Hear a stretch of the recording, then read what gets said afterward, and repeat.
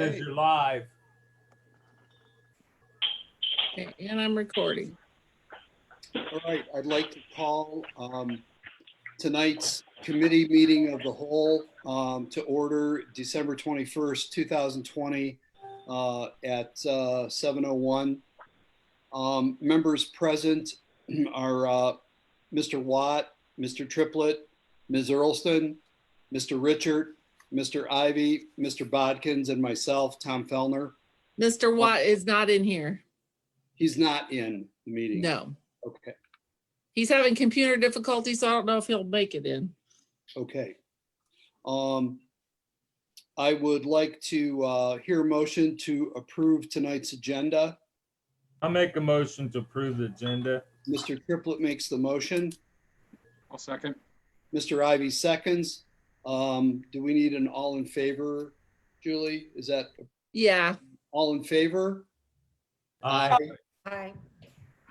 Motion carries. I don't see Ken on the, is he?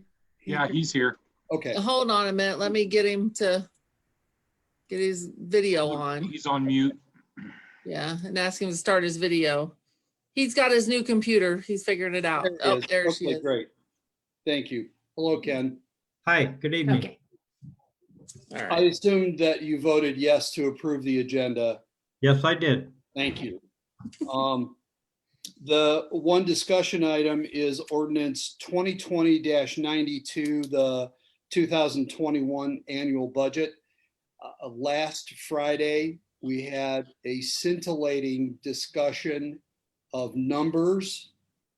Was awe-inspiring for 2 hours, and we decided we're going to do it again. This time we have the entire council present. I'm sure they're prepared with some questions, but I would like to begin with Mr. O'Leary to update us on the current document. Thanks, Doc. I will try to stay tightly organized. I think after we took those 2 hours, there were 2 or 3, maybe 4 items that really needed some reconciliation, some balancing. The first of those affects the general fund and affects the street fund. And that has to do with that large transfer that we talked about on Friday. So that's the first item. There's a solution, I think, that will help balance the general fund. But let me say, I think that was one of the first glaring issues that needs corrected before we pass it. And that has to do with how we propose to pay for our final share of the Portland Way widening project. The next couple of issues are really, I think, back the overall proposal on Friday about the water fund. It was, I think, as much as $1.5 million expenditures over revenue. It's just not, that wasn't an acceptable. I'll own that. We shouldn't even presented it that way, but it certainly needed corrected. The worst consequence of that, running that kind of deficit next year, would be what it would likely do to our fund balance at the end of what it would be 12/31/21. We just can't. We've got to stem the outflow of cash. There is and then I think probably the third main area to talk a little bit about is what's wrong with the electric fund? Why is there, the way this budget's proposed, such a increase of expenditures over available revenues? And there's an explanation and a partial solution for that. But those are in my mind, those are the main things that we want to talk about. I do believe there are, Doc, the last thing is there are several $100,000 worth of possible further cuts in the general fund. And if a council member or two has a question about a particular item, and whether that's new in the budget or the same or less than the last few years, then we can talk about those. But we could squeeze that general fund budget, but it was observed by somebody who's put a lot of hours in the budget that that you at some point we have to stop making changes. So I respect in this case Eunice's opinion about that. I don't want to make her job undoable. One of the things that will happen, very last point here, is one of the things that will happen is the closer to the end of the year we get, before this budget gets passed, it will push back the start of purchasing for next year. It'll push that back a little further into January than we'd like. So those 3 or maybe 4 items, the fourth item would be, there are some further cuts that could be made in the general fund that would help. They're not nearly as significant as the idea of paying for Portland Way in a different form than the budget points or has it set up now. So from there, I don't know, Doc, or like we could go through line by line. That's really tedious. Or if council wants to just dive into certain question areas, we can do. Well, what I'd like to do, first of all, I don't mean to, my joke about 2 hours the other day was in no way a snide comment for you. No. And you. I know that you guys have really put in the work, and that was probably. No, I've got a sense of humor, but I think some other people may have lost it. But it's what I think. You addressed a couple of the glaring concerns, and we know that was a working document. You know, we knew that was not the final draft. It was the outline that your English teacher made you do right before the paper. So there's a lot of red marks on it, and you know, I'd like to, if it's okay with council, let you go through the issues that you presented, and then Okay. we'll take questions. I'll move along real quickly on this then. Julie, I'm hoping that you're able to display that so everyone can see, and if there's anyone, you know, any audience, if you will, they can see this more detailed breakdown. Yeah, that one right there. Perfect. So this is the one, just pretend this is Belinda, because it's going to seem like what I'm trying to do is go through it like she did at the same sort of meeting. She's got a bunch of experience on me, so bear with me. The biggest item on that is the one that everyone can see, and that's the severance. And that's that in this particular section of police funding, there are really part-time positions. The chief's clerk or secretary, the records clerk, and the chief. That's what's paid out of the general fund. So, And the severance- evidence employee. what, please? And the evidence room employee. Yeah, the part-time employee. If I didn't say that. Yeah, you did. You said it. Okay. All right. So anyways, that's the big one right there, the severance pay. And as far as tonight, we'll be here all night if we try to solve the issue of how to stop employees who are very senior employees from building up these kinds of obligations. But I will say, as we move along, that is a recurring theme. You see that in a couple of other budgets where a large severance does have an impact on. It's like, why is spending up? Well, you'll be able to see that if we I don't want to say bog down, but if we get to that level of detail. All right, so that's the police. there really probably aren't any other variances. We talked a little bit about the equipment. Eunice, you have anything on that? I think there are vests in there. Yes, but there's also some grant money involved with that, I believe. Right, on the vest, and then down here is the a desire to replace computers. That would be under capital outlay. Julie's got that right in the middle of the screen. So that's worth noting, and it's really all I have on that. It's up quite a bit, but it really traces back to one item. We have a preliminary date for the chief's retirement, and so we can, we'll hone in on that the first half of this year, his replacement, and those costs are for sure going to hit the. I mean, there'll be a check written for those amounts. So, the fire department, really not much other than that. That is the management staff, such as you will, our fire inspector and the chief. That's who's paid out of there. And moving right along. Okay. I really didn't have anything else on police. The dispatchers, it's pretty much status quo staffing down there.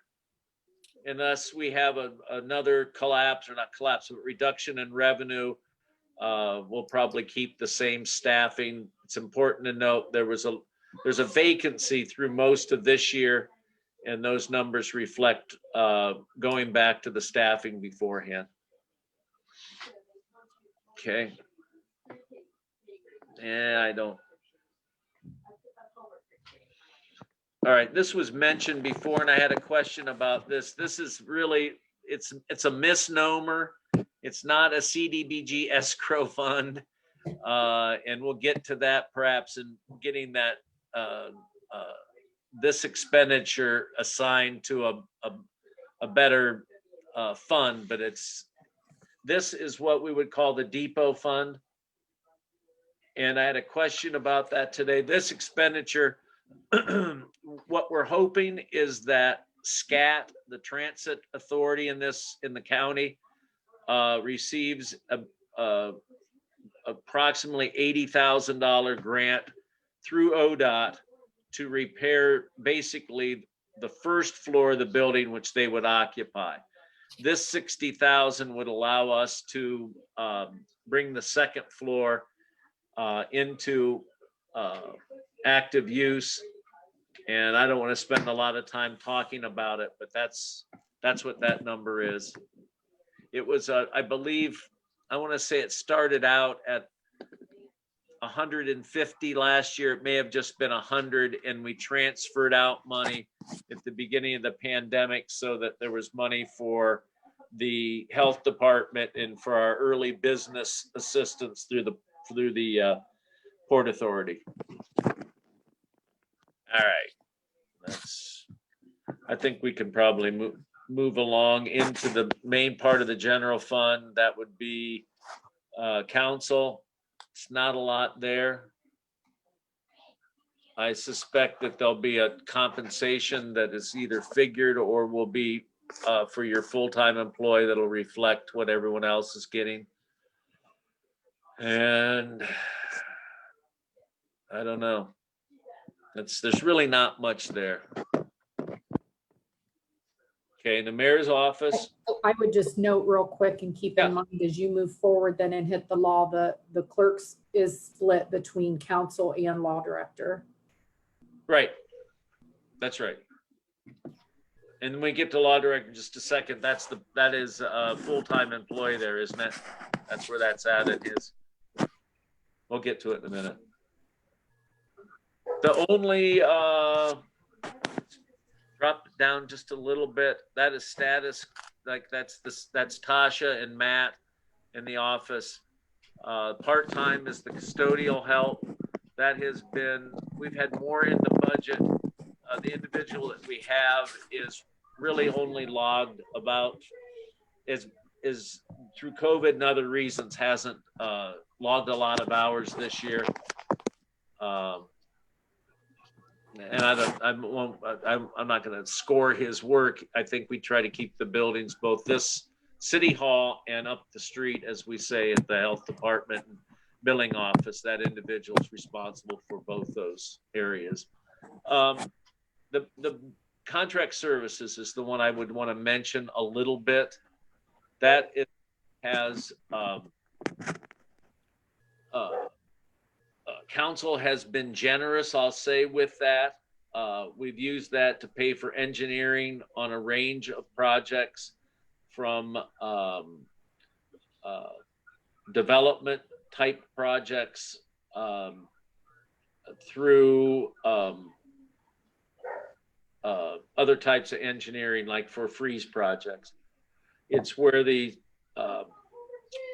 secretary of the design review committee gets her stipend, and half of that money goes to the city's contribution to the partnership.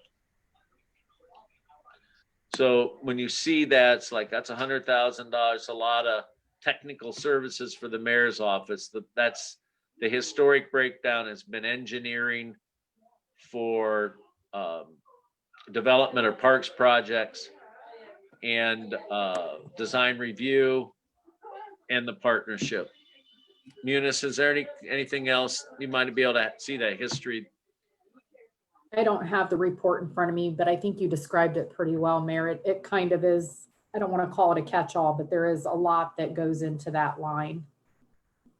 So if in the big picture, if you look at, as I mentioned, in sort of the fourth area, there are a couple of areas in the general fund of spending that council wants to I think want to make everyone aware of, and then have, maybe as much as a day or two to think through whether we want to continue that expense or make some sort of change. So that 100,000 is a large number. It jumped out in case there were any questions. Tom, I got a question. Yeah, So you're saying 50,000 of that goes to the partnership? yeah, 49,000 is how we've done it, through a personal service agreement. So what do we get for that? Oh, that's a long answer to that. I would answer by saying it is Galleon's answer to an economic development department. I don't want to get the city involved in our own city office, but Galleon certainly needs to have representation on development projects that Jobs Ohio brings to the area, and somebody that we can turn to get answers when people are asking about coming to the community or existing business expanding.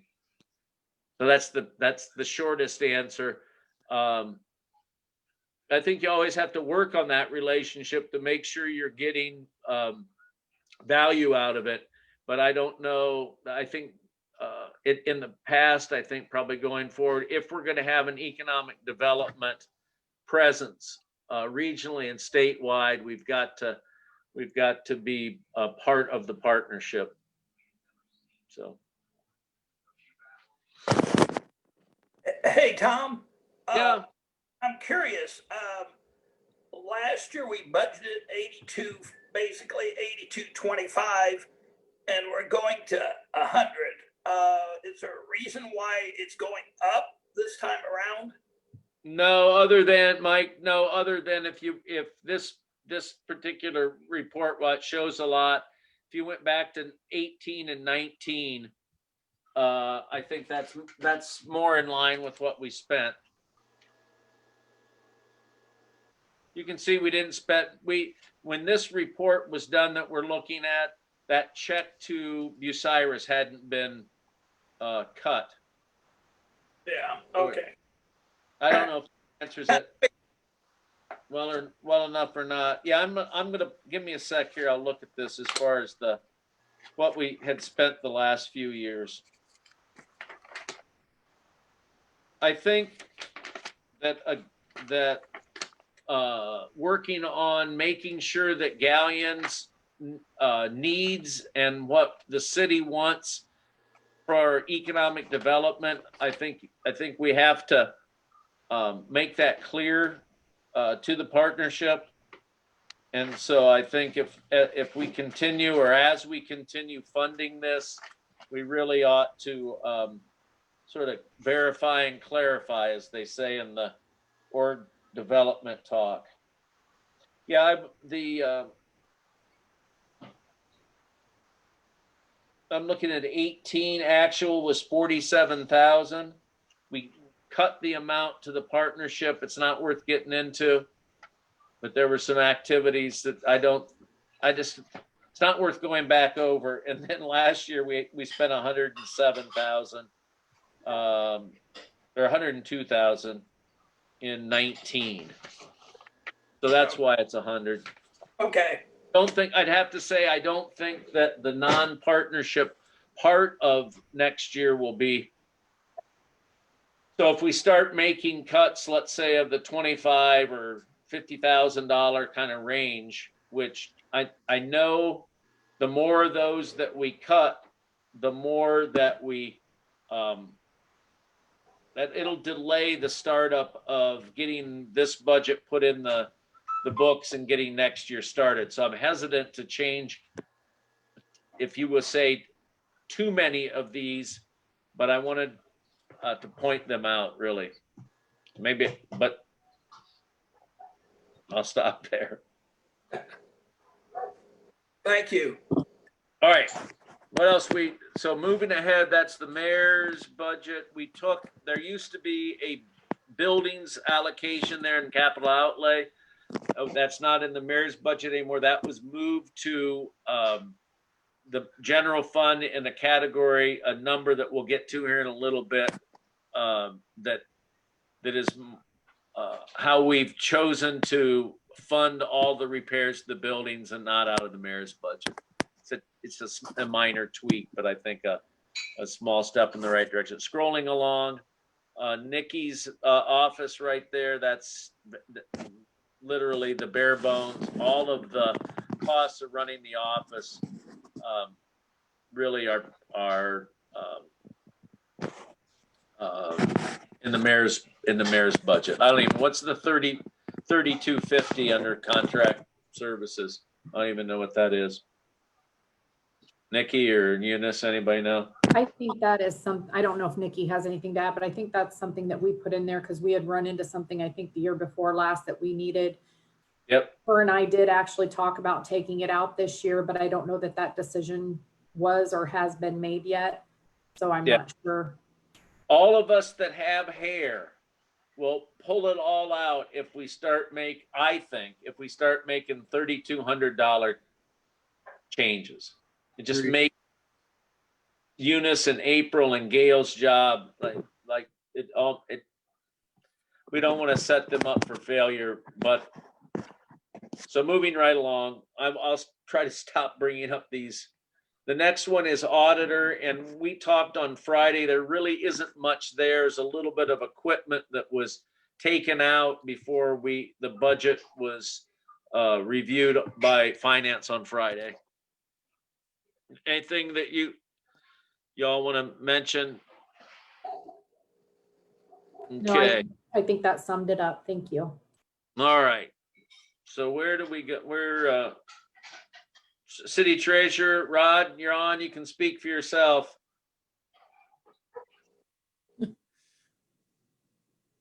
Yeah, I don't even think it's bare bones if he's not. I did Rod's budget. I pretty much do every year. It's pretty minimal, the dues and subscriptions, the Ohio Treasurers Association, that's where he gets his required continuing education, and that membership pays for that. So we just have very minimal expenses for the treasurer.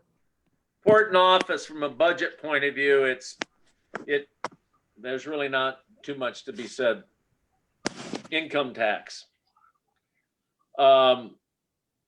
I don't know. I really don't have much to say. I think it's a slightly high, but it'll be just enough if our income tax are more like the last few years. So that big number there is the RETA tax, and that's a function of how much they collect. The other one is really the summons and the services. Again, we'll go crazy if we ask, spend a lot of time on 34,000. Anything there on? All right. Civil service, probably it's not a necessary evil, it's a necessary positive, and we're going to use them a lot the next few years with some succession, replacement of some staff. I think we'll have some some external hire opportunities. That's where they're critical. And the biggest function will for sure be the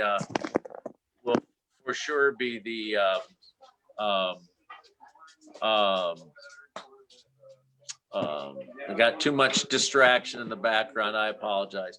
It will be the chief of police. Okay.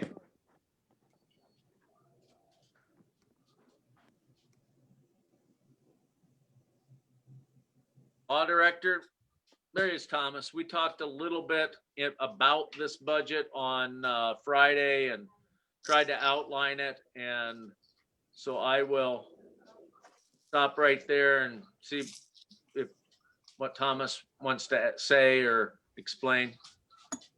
Well, really, the budget that you have there, the proposal, is exactly what it's been for the last 2 years.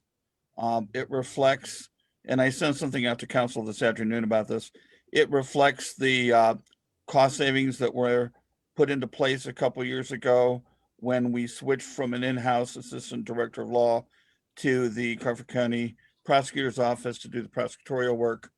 Took some of that money and put it into a new assistant position. And then last year, and that lasted for over a year. And then last year, Michael took a new position. I had put it That in was there this year. again. That assistant position, you'll see it there, the $25,100 mark. That was in there because I anticipate this to be a busy year for the law department. Michael worked out well. I did want to replace him last year, but with COVID and everything, I didn't do that. So I just wanted to explain why it's there.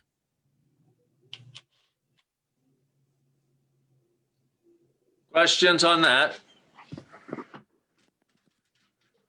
Then the rest of it really is maybe a quick explanation on the two. This is not set up question. I think they're informative. The 25,000 in legal services, and then we'll drop down to the other technical services. Just Yeah, the as 25,000 legal services line that's the amount of money that pays outside counsel for cases that we have that come through. The last couple 3 years, we've had those cases. This year, Julie, I don't know the end number, but it's close to 25,000 in terms of the amount of money that has been expended from legal services. So that's a pretty accurate assessment, I think. And we'll have it's hard to tell what the litigation costs in the sleep-in matter. Yep. And so that's likely where that's where that would be spent, correct? That's correct, Tom. And that's one of the reasons that the assistant position is in there too. I wanted to keep that in-house if we could, as much as possible. And hopefully some of that legal services line can be returned to the general fund at the end of the year. The other technical services line, that is the prosecutor's contract for prosecutorial work. We have to do that. It's a good deal. That is Yeah, a good deal for the city. Yep. We had outstanding counsel for a long time. He retired, but I think this from a economic point of view is gets us what we need through that contract with Matt Krall. So Couldn't agree more. all right. You can put yourself back on mute, Thomas, maybe. We'll see. I think that's all that they've got there. Oh, the VOCA is yours, Thomas. Maybe there's really not much to say there. No, in fact, as you'll see, there's not much at all there. So there typically isn't. Pretty standard.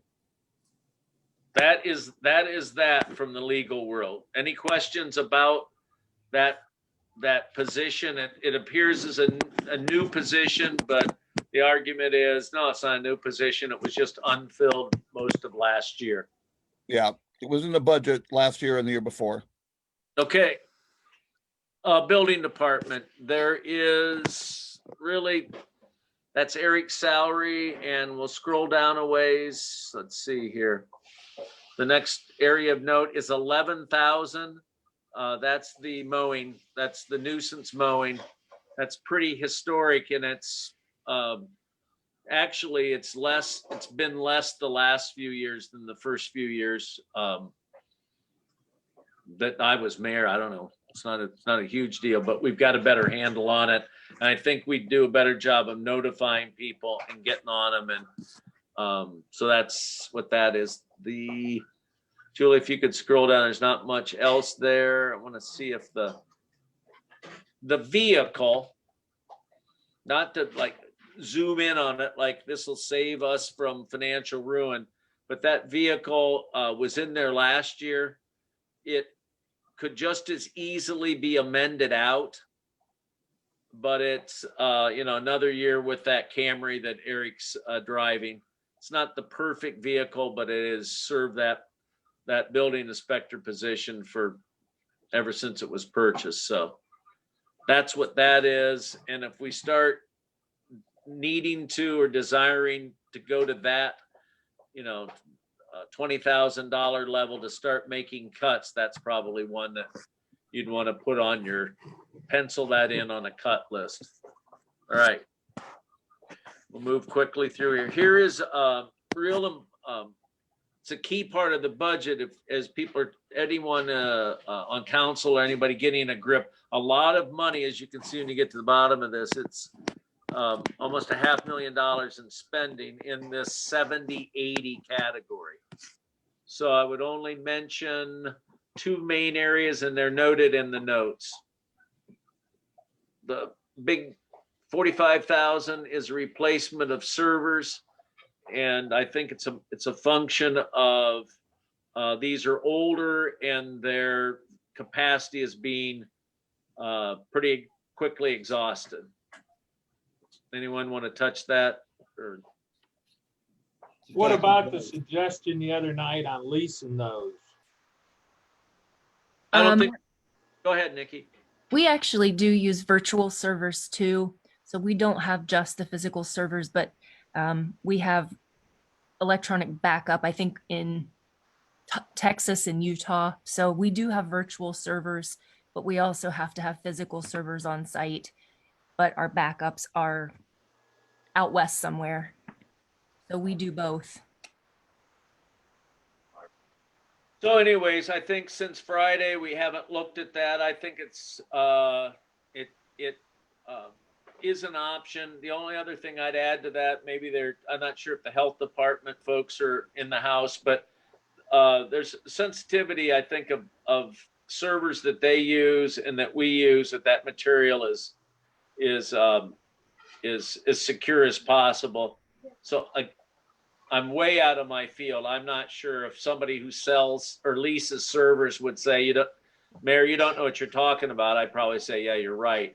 But I want to make sure that however our data, because it does involve health department stuff and not just our employees' sensitive data, but a lot of all of our utility customers. So that's all I've got to say on that one. The health department did purchase their own server this year.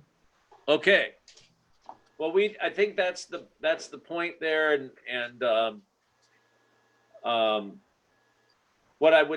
this is what I think about 70-80 and that particular issue.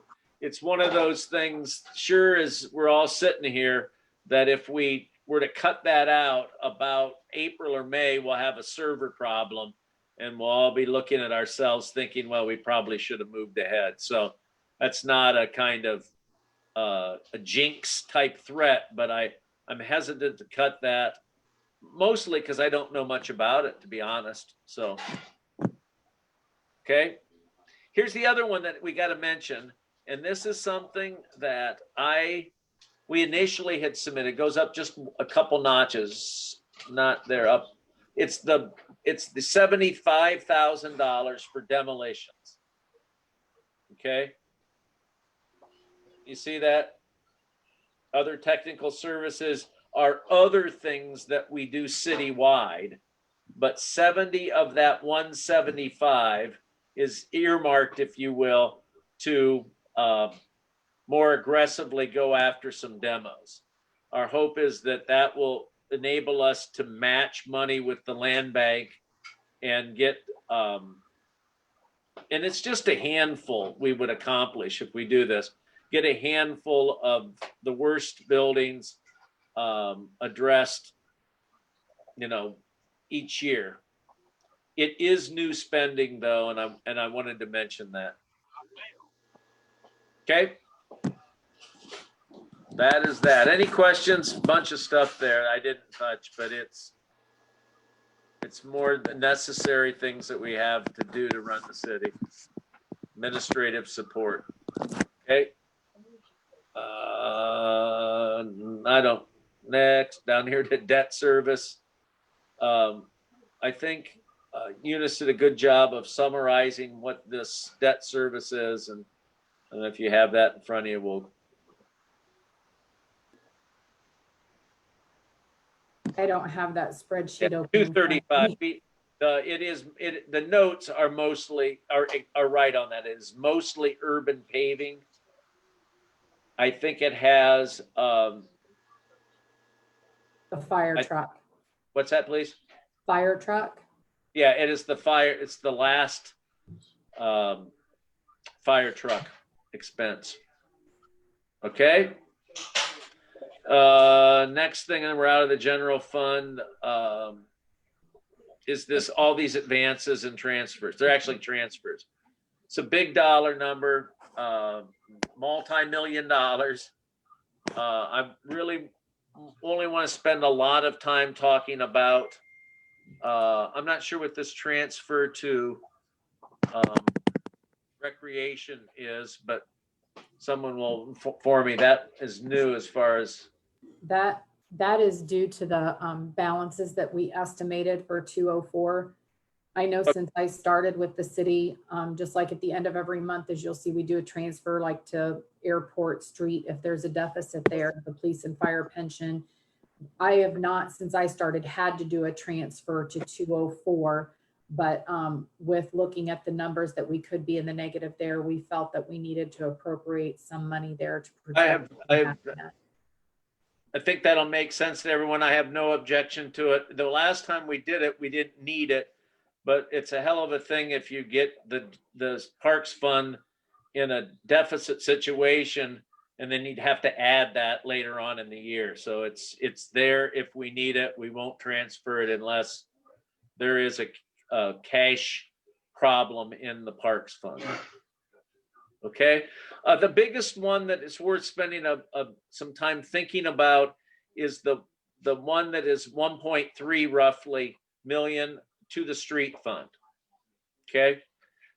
The reason that is as large as this year as it was last year is that when a year ago, before the COVID started, I had hoped to pay cash for the construction, the city's portion of the construction cost of the third lane project. You know, we had a I don't waste time. We had a pukey year revenue wise.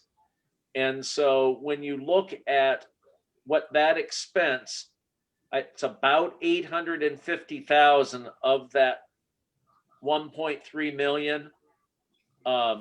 I think we should, and it says 500,000. That's not exactly right, but I don't want to quibble over that.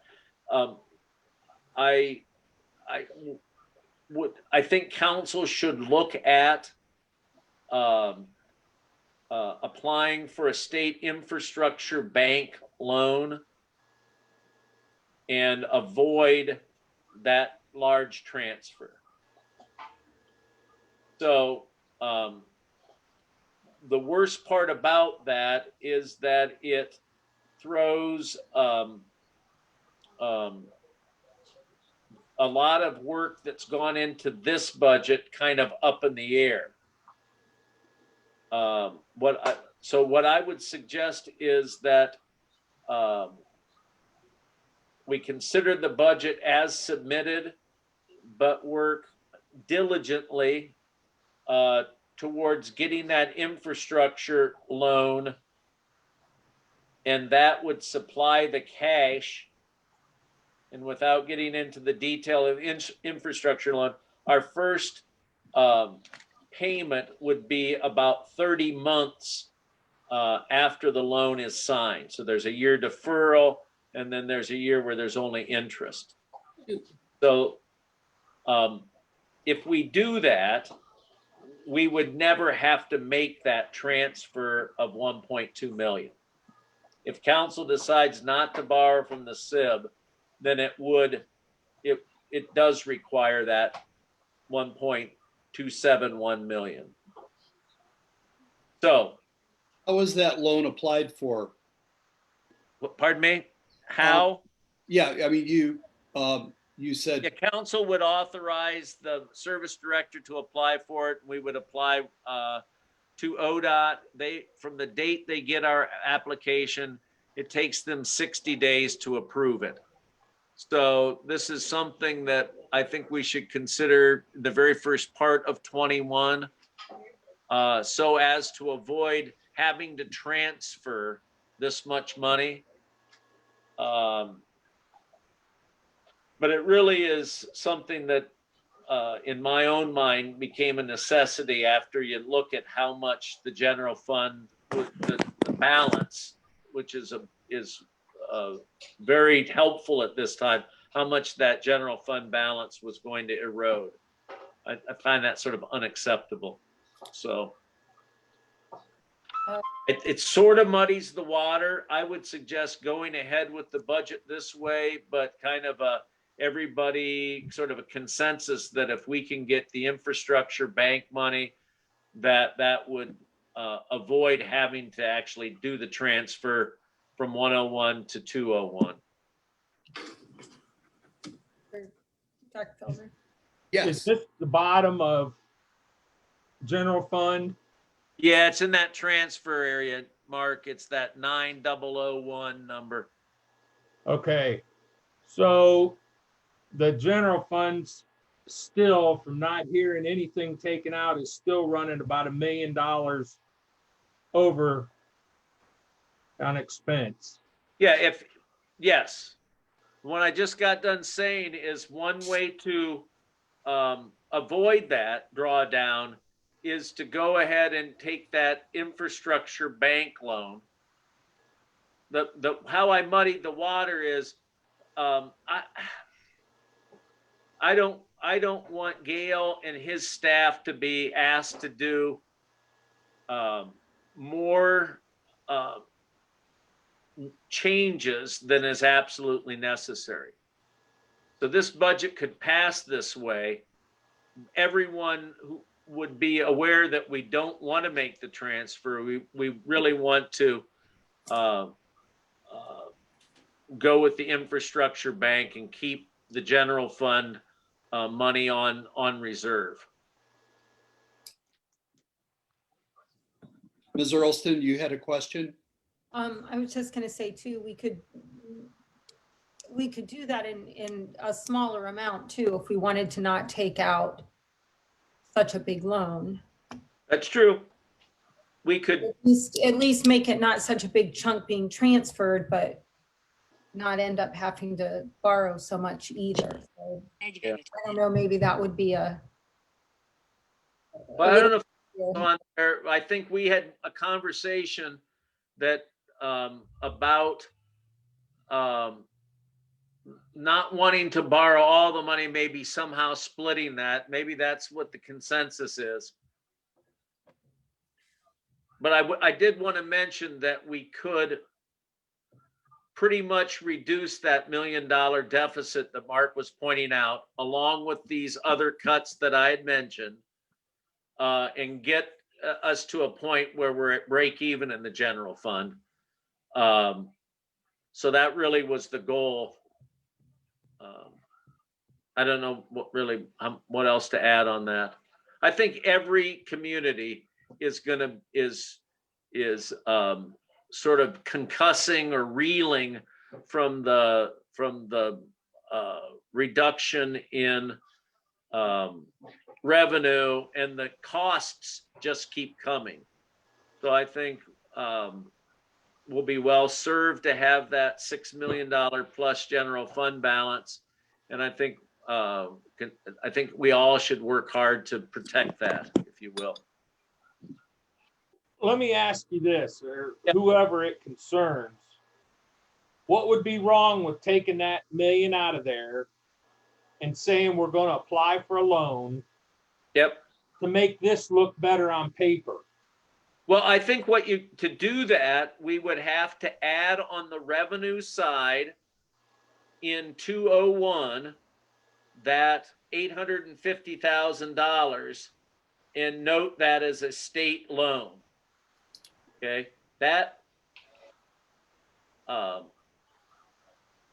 I'm keep repeating this, but I think it's important. I don't want to make too many changes.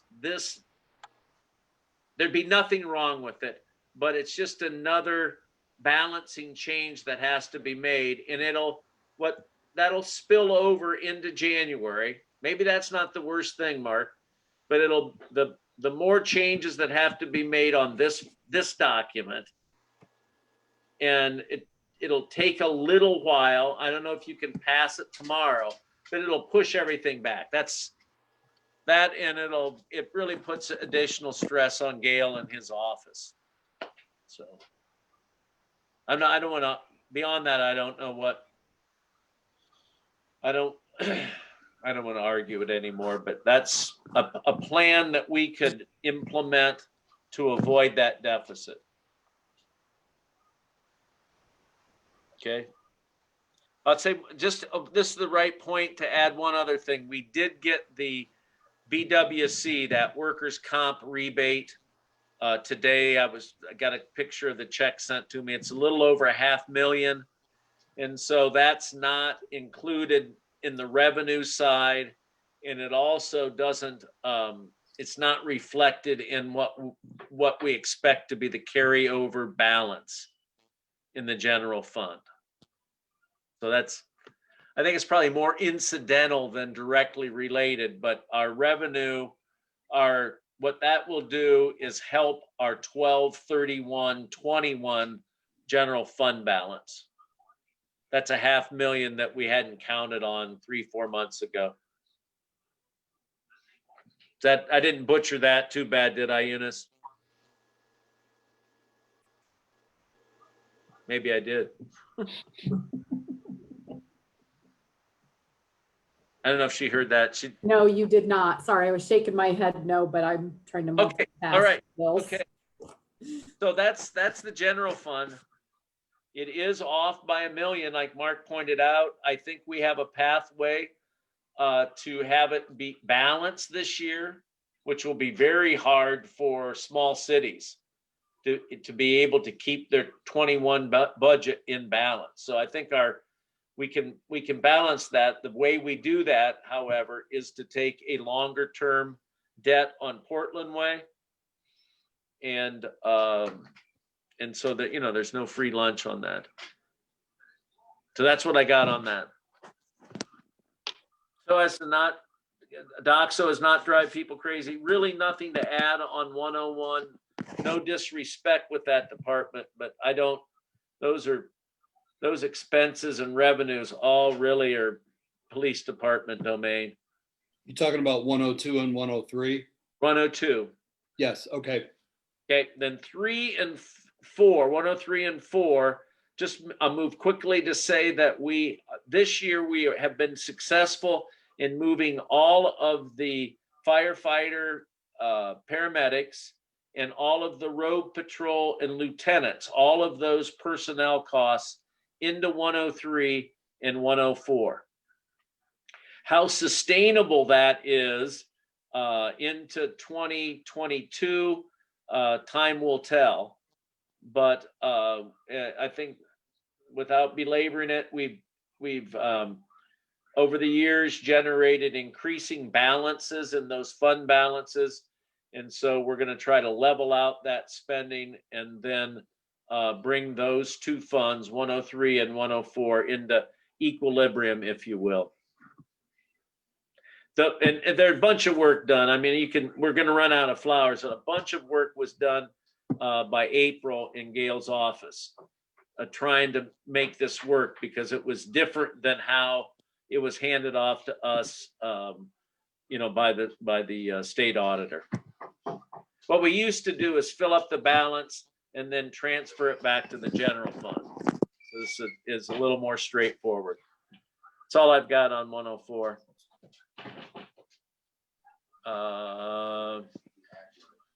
Gee, on that OMBI enforcement, I don't have much to add there. Okay. Street department.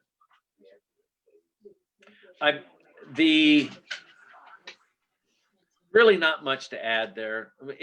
If we spend 208, okay, in the personnel, those are a little bit hard to predict because just for a refresher, those employees in what we now call the service department are paid partially out of streets, partially out of parks, partially out of water maintenance, partially out of sewer maintenance, and then the set of 608 payroll, leaf, street sweeping, et cetera, et cetera.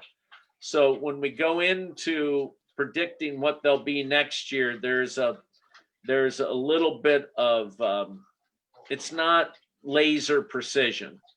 And so, we'll monitor that, but I think those are safe numbers as you go down through there.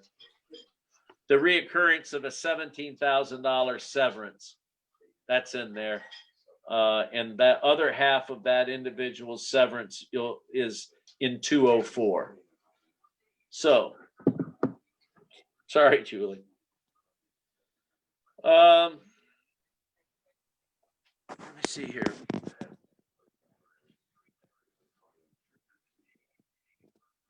Yeah, that's 202. We got to go back to 201. There it is. All right. Any questions on that?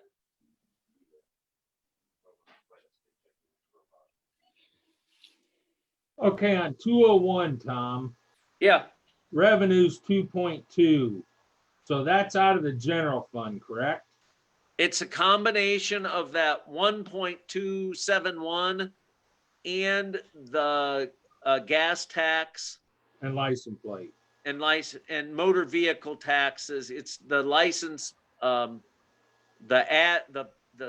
that called? The $20 fee. The extra fee is in 203. So, but that's what that is, and you can check that out. I think we were all disappointed in how much gas tax we got, but none of us is driving like we were a couple of years ago. So it's a little higher than it was before the gas tax rate was raised by the state, but the revenue is just kind of the same as it was. So yeah, you're right. It's the transfer from the general fund and those miscellaneous taxes. If we make the change where we borrow money, there would be on the revenue side, not this expenditure, there would be additional revenue there. And that's how we would make this balance.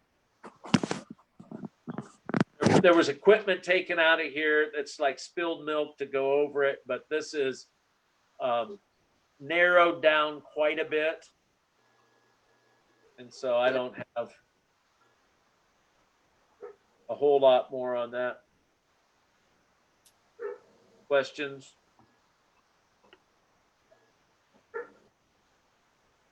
Debt service is a big number there. That is the Brant Road access at Valero and the Keller Road extension. And then there's a little bit of cost that comes from past roadway projects. That's that 474, a big number. Okay.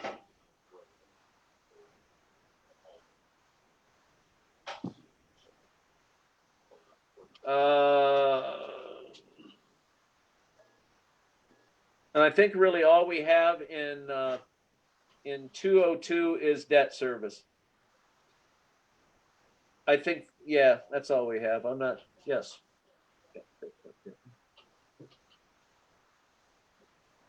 that first column where the 101, that's last year's stuff. So there you go. It's just debt service. 203, is that in there? Julie, back to 203, just one more for us. I'm not seeing a 203. It might not be in order. I Let me. think, You need 202. yeah, 202 is just debt service. And then see if we got a 203 in there. Is there a tab? I'm not seeing a 203 tab, but look here.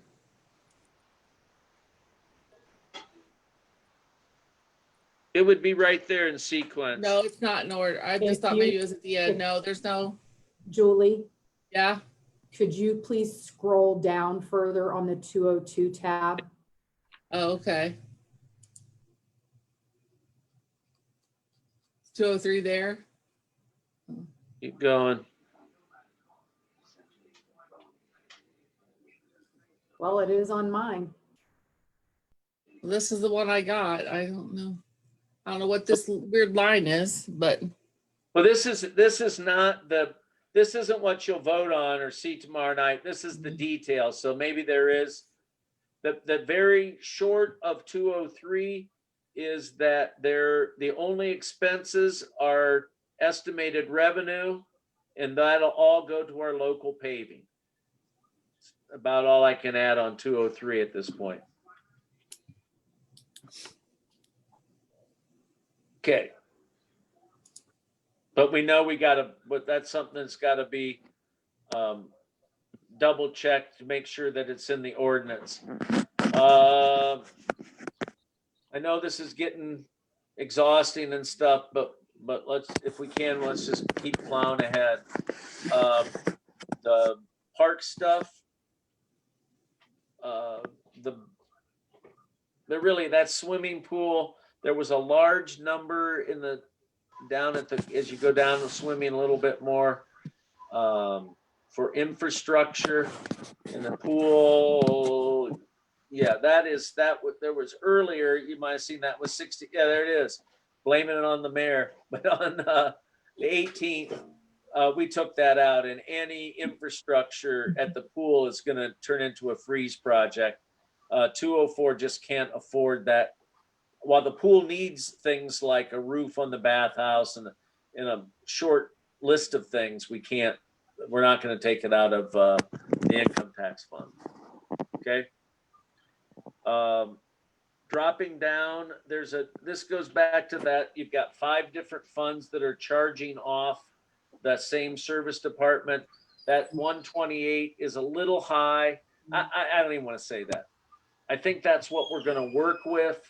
It gives us plenty of cushion in case there's a large park project. The last couple of years, the guys have put money in at Raiders Park, and then they did a lot of the prep work for the mulching that was done last year. And I think people have been in the parks have seen that.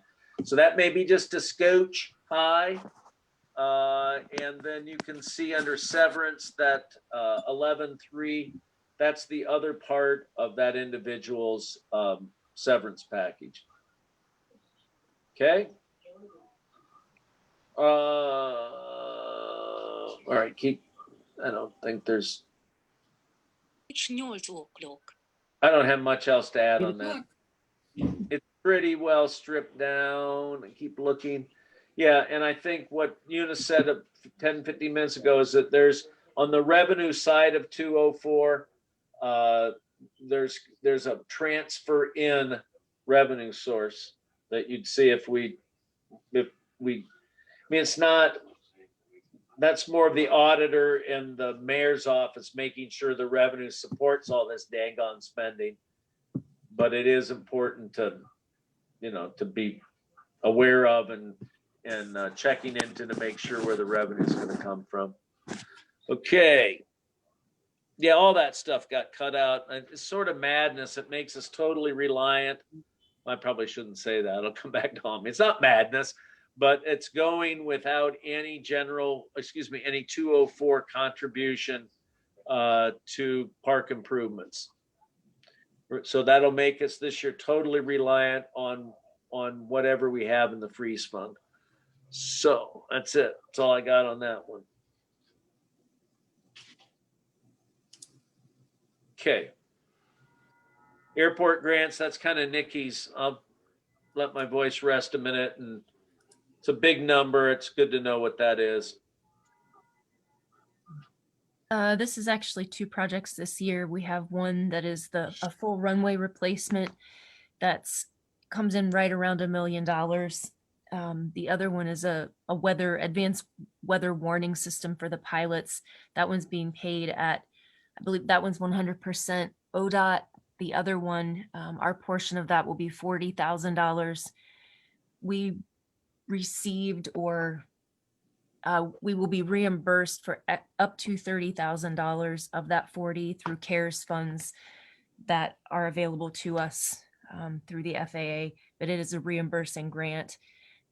You'll see a little bit bigger number there in what we're budgeting. We have to front the $150,000 in engineering for the runway project, and then we'll be reimbursed for that. It's a timing thing with the way the grant cycle fell. In order for us to get that project in 21, we have to front the engineering. So one very big project, one a little more minor, but we're going to be able to get 2 in next year because the FAA had extra funds.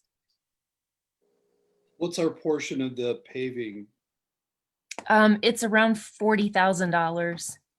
Okay, And then of that 40, we can use 30 of the CARES funds. So we'll end up having around $10,000 out of pocket.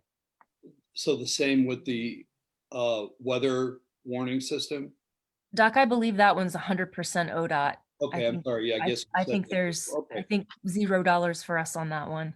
Thank you.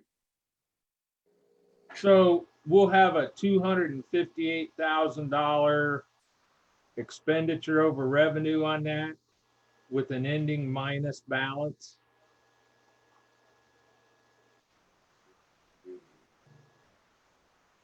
Of 370.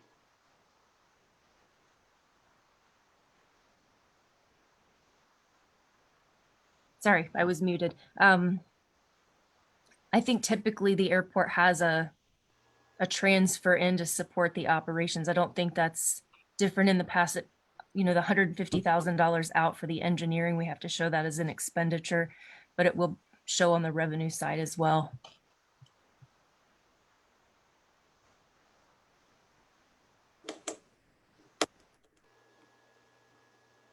And Eunice, you may know off the top of your head what the typical transfer back in is. Off the top of my head, I don't know. Are you referring to the month end for the cash balance? For the airport fund, whatever the transfer is to. Since the new credit card machine, that has decreased significantly. Our transfers this year have been a lot less. Most months I have not had to make a transfer at all.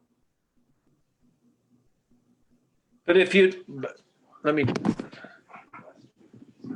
jump in if I might. If you look at the transfers, there is a 264 number in there. So yeah, that is part, when you look at the general fund transfer,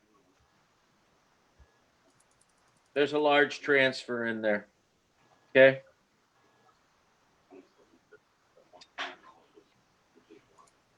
$264. Some of that may be for the money that we have to advance to be Yeah. prepared for that. But it doesn't, that's where I just wanted to point that out. That transfer category, you'd see there's a lot of money in there. We didn't even mention the Port Authority. They're probably smiling. I don't want to, but that's another expense. So there's a lot of money embedded in these transfers. That's for, like current, it's important to know currently, but it's also like for future reference. Okay, so anyway, the money that would offset that deficit comes from right there, that 264. So if you go to 205 on the revenue side, it's a totally different report. You'll see that there, Mark. So Well, the reason I asked that is because it was 258,340 over expense, and then the balance ends up being minus 370. So, there's not enough revenue to cover what is in the red there.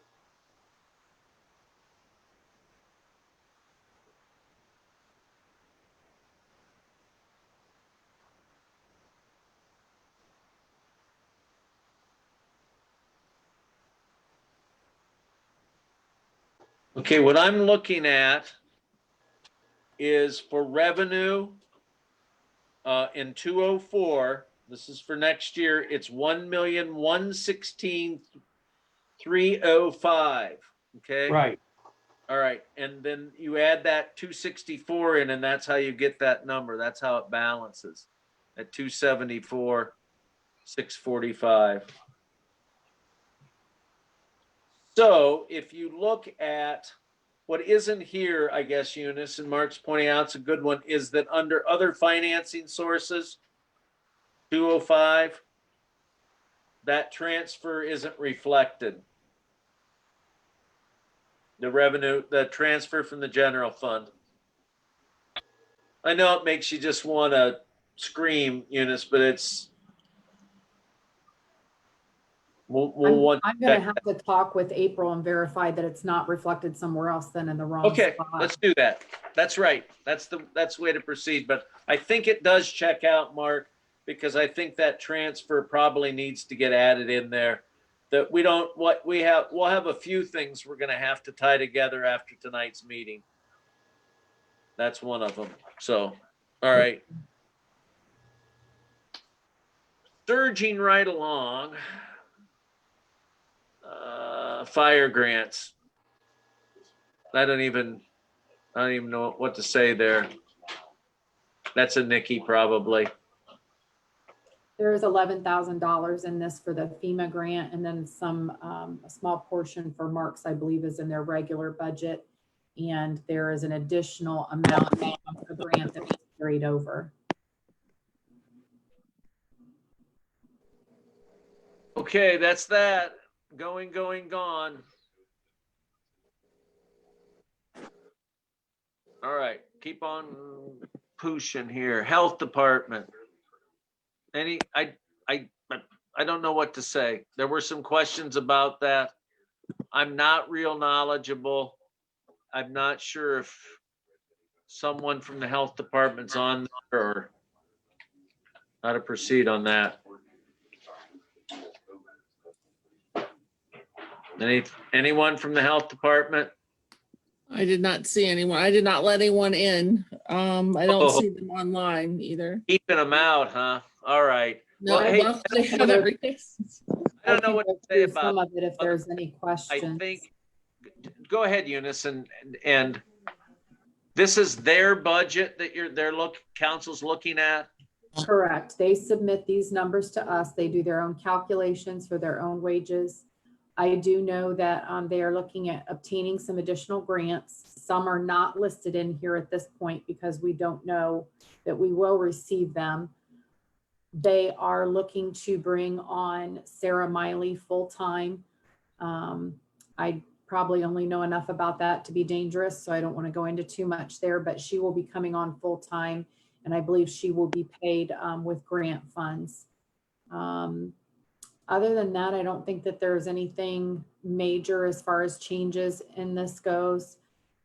They have the raises and rate increases just like the city employees do. Olivia was pretty thorough in including notes and stuff off to the side. We did do a reduction. Sorry, Julie, I know I'm kind of all over the place, but we did do a reduction in the rentals and leases as well as the utilities. We had this past, for 2020, we had budgeted $12,000 for rent and lease with the understanding that we were going to have an agreement where they would pay rent and then also where they were going to pay for utilities for the building down there. This is part of the big picture, if you'll recall, where the state auditors wanted us to move them into separate fund to see how they are financially on their own. They go through their own audit now. But an agreement has not been reached for those funds to be paid. So we took that money out of the budget for this year. Beyond that, I'm not aware of anything significant to note.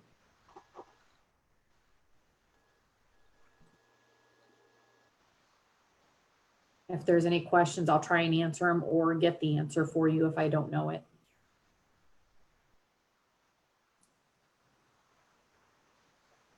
Mayor, I think you're talking, but you're muted. Yes, I am muted. So I think what we really are going to go ahead and transfer that 300 and some thousand that you saw on the transfer page, and without making it oversimplifying that, they're on their own financially, correct? That we need, yeah, so one of the other important things is we've always called that the subsidy, but we do now need to refer to it as a grant from the city to the health department. And with that, yeah, they're on their own. They need to look for other revenue sources if they're going to add to things. They, of course, do always still have the option to come back to council and ask for more money, but that is at council's discretion as to how much they give them. It's gonna be a tight place to go dialing for dollars later this year. Particularly, I mean, a lot of our assumptions, gang, are based on revenue being worse next year than this year. It could be a lot worse than we've estimated. Things could level out. So I know that doesn't help you sleep at night. Doesn't help us sleep at night. But I think that cautious approach on revenue creates this tension on the spending side. But I think it's what's the right word? A conservative estimate on revenue will serve us well. So enough on that. Any questions about the health department? Eunice, I got a question. Why do we have to change that from a subsidy to a grant?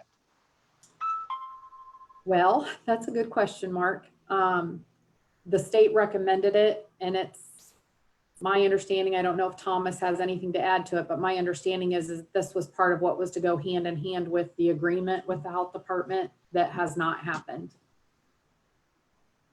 There's a whole backstory on that, but that's the short backstory on that, unless they want to, is that they have been reluctant. I want to say refuse. That's probably too strong, but they don't want to pay those items. And given other things that have been going on this year, that just didn't get completed. So I don't have much confidence that they will negotiate that agreement that'll involve compensation. So I think their understanding is that they are provided a free rent and utilities. But that's all I'm going to say on that. And I would agree with you, Mayor. I don't think that the likelihood of an agreement being signed with those in there will happen, but there does need to be an agreement that we're providing their services for them. I think that for audit, the state asks for it every. Yeah. Okay. Well, that is Thomas. There's another one. That's. All right. Yeah, this is a topic that's been ongoing. I understand Eunice's points. On the other hand, there's a lot more to this, as the mayor said, in terms of backstory, both with the utilities and the rent, and then also with this purported need for an agreement. So, we're working on it. We're continuing to look for ways to move forward. That's what I'd share. All right. So anything else on, here's this crazy COVID stuff. There's nothing in COVID because it is our expectation that fund will be spent down to zero. It's grayed out. The tab is grayed out. So whenever, Julie, if you see those grayed out ones, there is nothing inside those funds. Okay. This is a little bit of an aside. I've got a call late. I placed a call early and got a return call late from Congressman Jordan's office. I'm trying to verify whether this new relief legislation will allow the carryover of local CARES Act funds. I just say that not to make things even crazier, but I think that may happen. There is a plan to spend it down though if we don't get that extension. That's all I really wanted to add there. Okay. Cheshire, does anyone have any questions on Cheshire? It's the same thing as far as we're getting that loan paid down, and that is paid by the residents as an assessment, and then we work on paying down that debt. Permanent improvement levy, I don't think we have anything appropriated. That's Nope. probably an okay thing right now. We will receive some income into that fund. There's a rent payment, or that's not even a rent payment. It's a partial purchase payment, I believe, that we received this year. And that's pretty much all I might need to say there. Okay. Is that from the Moser building? Yeah. Okay. Yeah. Okay. Let me see here. This is the freeze fund. What you see is really carryover projects from last year and new projects for this year. And I mentioned we don't have any parks funds to go into the project, so it's always competitive, but we've identified and have projects approved for 2020, didn't get built, and we'll probably come in and get most of or all of those projects built this year, and then some yet to be identified projects. Next. Unless there's questions, I'm sorry. I don't mean to be a wise Alec.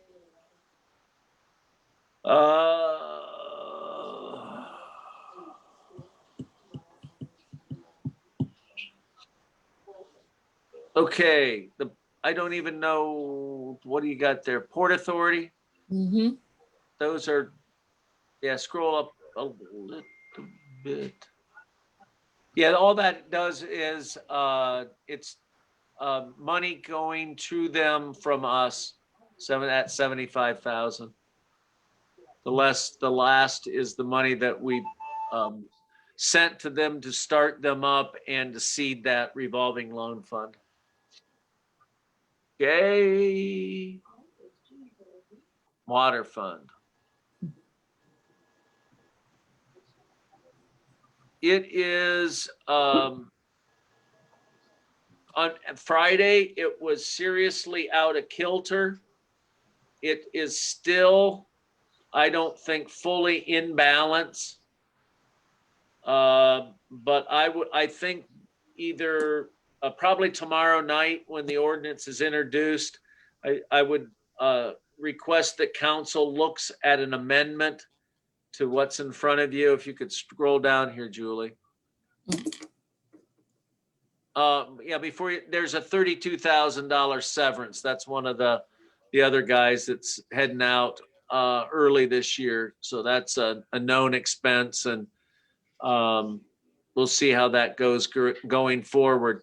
That position has not been replaced. We won't look at replacing it likely until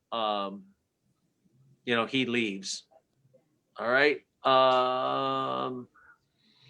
Going. What I wanted to focus on is infrastructure. All right. That infrastructure in there, that 742, okay, which is a clarifier and some other things. I'm recommending that is amended or taken out of the budget. And this is the stuff that drives auditor staff crazy. But I think, Nikki, weren't there some other trimming that was done, or is it just that infrastructure move? No, I trimmed over $1 million. So in addition to that infrastructure, there was another 300,000+. Okay. So I think I really think it would be unwise to cut more. But it will leave us eroding what we think, I think at least, is around a $600,000, $700,000 water fund balance.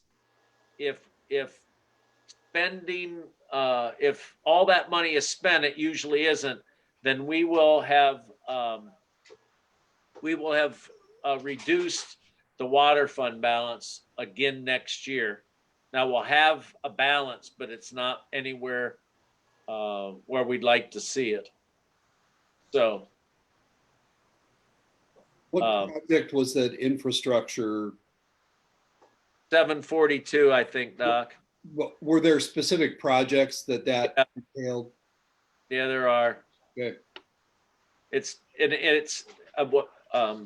So that's what I'd like council members to look at, is making an amendment there, and some of the other ones Nikki will identify. And really, that's all I'm going to say. I want to limit the amount of changes that the auditor's office has to do, but it would probably help if some of those other cuts that Nikki has identified get included in an amendment to reduce the 601 budget. Mayor, if we Yeah. don't vote this out of the committee of the whole and we amend the document and add it to the ordinance, we could just vote, vote that onto the agenda, and we wouldn't have to approve an amendment as long as. Okay. Yeah, that would save a crazy trying to amend the document if we don't vote it out tonight, because it's obviously not quite to what you want. So. Okay, well, I trust that we'll get that through Thomas and you, and what the auditor staff needs, we'll get that squared away. I don't want to, I wish we hadn't introduced the budget that was $1.5 million out of kilter. So we're gonna bring it down by over $1 million, but we're gonna be looking at further ways to raise money in the water fund. It likely involves some borrowing, but I want to put that into 2021. We need to get this budget passed first, so that's what I've got in 601. There are probably some questions even with that proposed change.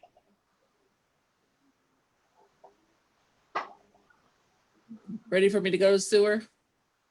Yeah, if there are any questions. I mean, it's a crappy answer, y'all. I realize that, but I think it's better than where we were at on Friday. Okay, the wastewater treatment plant, I think we're going to look at staffing out there, and with Mr. Bagley over there full time, we may be able to accomplish some savings there, but it's a little too early to tell. But we all can see that that's up. It has a lot to do with Doug's the other half of Doug's salary that was paid out of water going into sewer. Go ahead, Julie. Okay.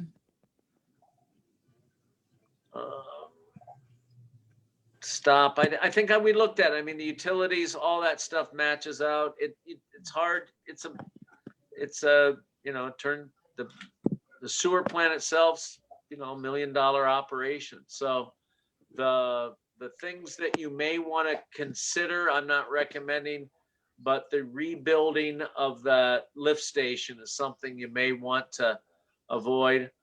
And other than that, you avoid cutting. And other than that, I'm not sure what the pump and sludge, what those two things are. If anyone has a question. Okay. I know this is getting numbing and I don't know any other way to do it. Okay, that's all I got on sewer. Any questions there? The overall picture is that it's going to bend down the sewer fund, but it's got another year. I really think what we're going to find is that council's going to have to take a look at adjusting sewer rates if we want to do any of the capital improvements that that I think maybe have been deferred a little bit. Okay. Airport. Break time for me.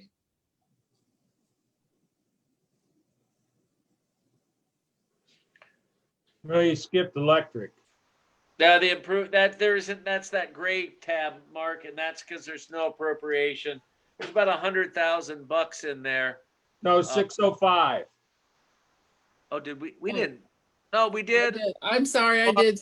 That was gee, you caught me. I was trying to sneak that one along. No, I did skip 605. Sorry Yep, about so did I missed it too. All right.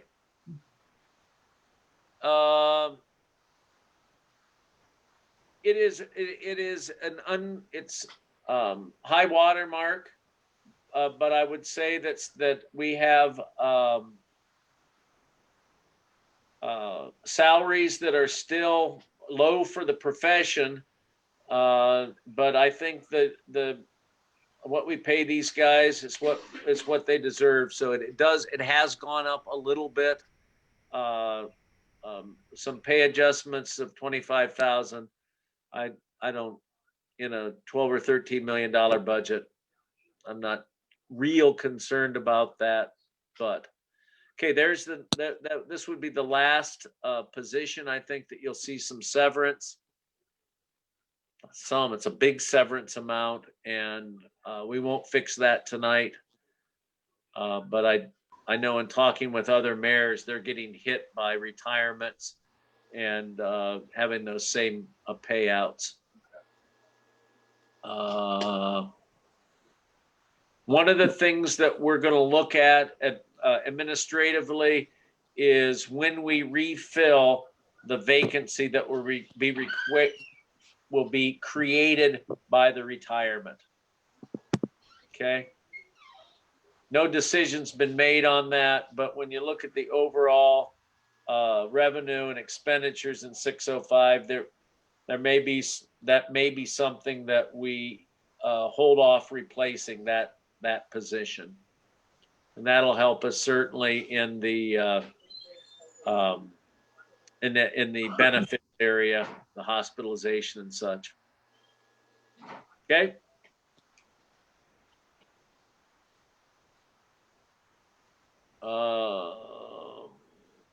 Technical services was cut awful big there, Tom. It was. What happened? What was that? Yeah, Nikki, it was a trimming back of the tree trimming contract, and then I'm drawing, I don't know what else was in there. I think it's also important to note, are you looking back at what was budgeted for 2020, Mark? No, I'm looking at 2021 budget. Okay. Yeah, it started out at 400,000. Go ahead. Yeah, part of what inflated that, even for this year, that figure they put in, when the spreadsheets went out to the departments, so when they were given their 2020 budget, it included past encumbrances and everything. So they got an inflated number for their 2020 budget, when in reality it was only 175.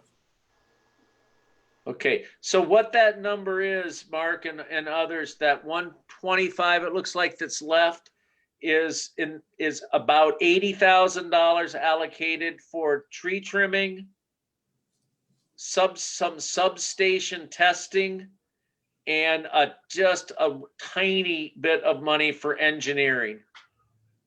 Okay. So if we do end up having to hire GPD for some additional work, that's probably not going to hold. So go ahead. Okay, so we had $150,000 that we were using to contract the subs, the main lines. And then I thought in utilities, we agreed for another $150,000 for the devil strip trees. Well, I don't know what that say about agreed. I would not be in favor of, I want to trim trees that are in, that affect the line department. I'm not sure every devil strip tree, but no, I don't know what to,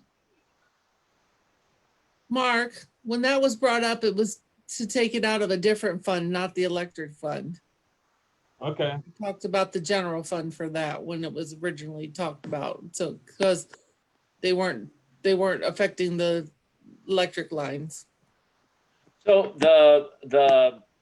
it is less than we've spent in the past on tree trimming, but it's more reflecting what Spencer's bid was. I think they bid 90 last year for that last quadrant. So wouldn't trim it like that if we weren't if there wasn't pressure on the electric fund balance. So that's the best I can do. Nikki, anything on that? What's involved in that 125 or Eunice? I think I itemized it. Okay. Yeah, that's all that I know that I have on it. Okay. Yeah, All right. Tom, that'll be my question on that. What's that? From the actual 187 to 125 this time.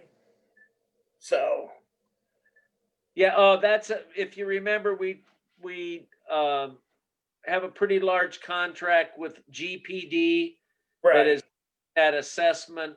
They're doing the evaluation on the transmission. So that's how that's higher than this year. I think that was 45 grand.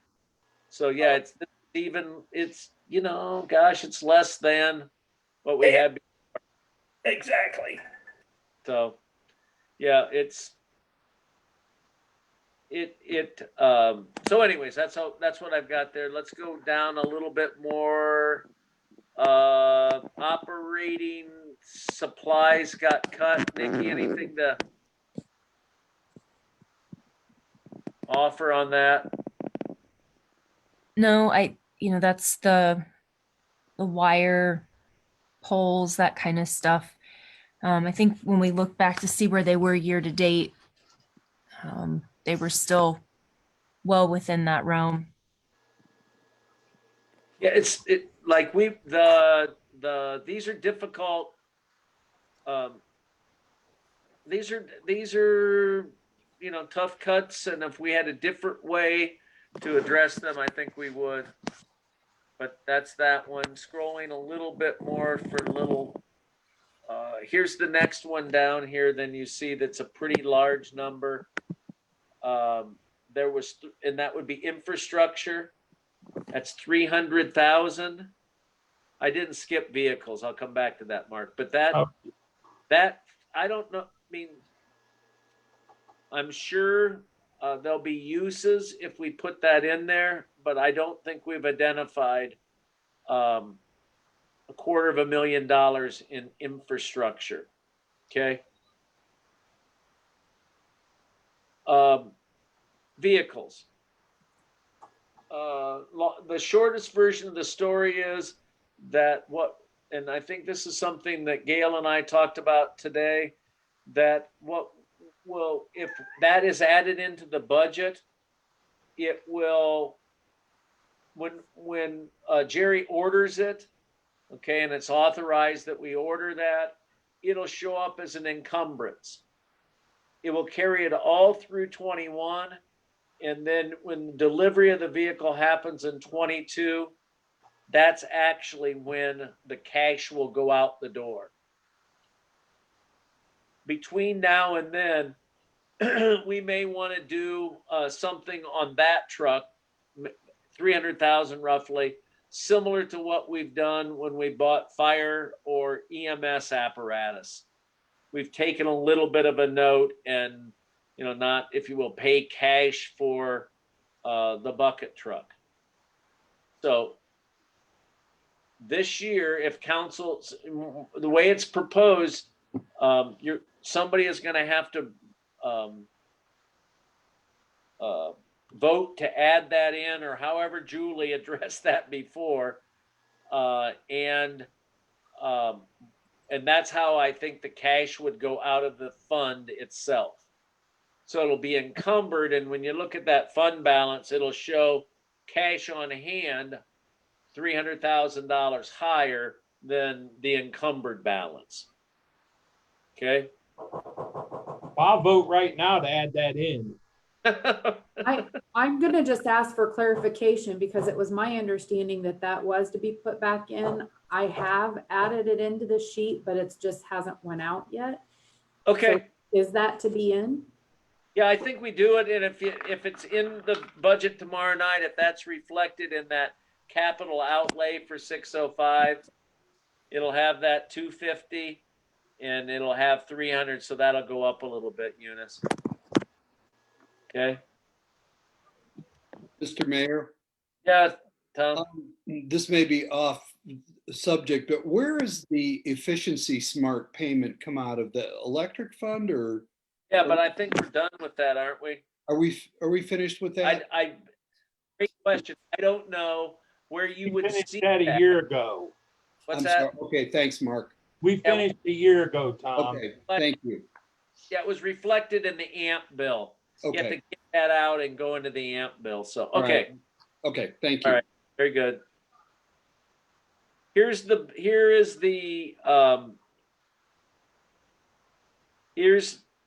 question was raised, like, well, how did we lose money in the electric fund? On the spending side, okay, we thought we'd have just shy of 10 million, and our purchase next year will be 10 million. Okay. We have not purchased that much power this year. I don't have it in front of me, but our purchase of power, you look here, if you give me a second. So our power consumption's off, I guess is the thrust of what I was going to say. And when you look at the revenue at 605, we were hoping to collect 13 million this year, and we're nowhere near that.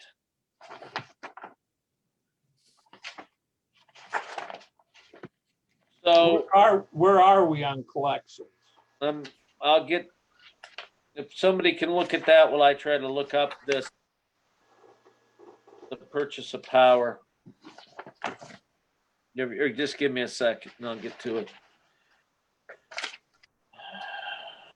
Somebody who's got a revenue sheet could look at that while I'm trying to find this rascal.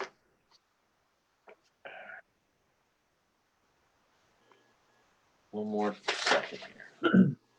See, I still have a question too, Tom, on that 2.2 million encumbrance Yeah. from November to December, which I know we got a payment, we got the power bill, but that's not. I think it's a little over encumbered. We got the debt, and we've got one power bill. That's all we have, right, Eunice? Just one power bill? There are two power bills that will be posted in December. One didn't hit the bank until the first part of December, and then there will be one that will go yet before the end of the year. So that's going to be over $1 million. Yeah. So this is the point I wanted to get to. Our purchase of power, at this point, we had budgeted to collect or to spend to buy $10 million worth of power. And at this point, we've only bought $7.5 million worth of power. So that's on the spending side. That just gives you an idea of how much our use of power is off, and that puts us in a bit of a squeeze when it comes to paying for a line department and a billing operation. So, say, well, how did we miss in 2020 as much as we did? I don't think anybody anticipated COVID hitting our consumption like it has. Well, and then you gotta, coverts were shut down for Yeah. what, a month, 2 months? The hospital was down. So, I think Mark, you're 100% right. Our big power users weren't using as much.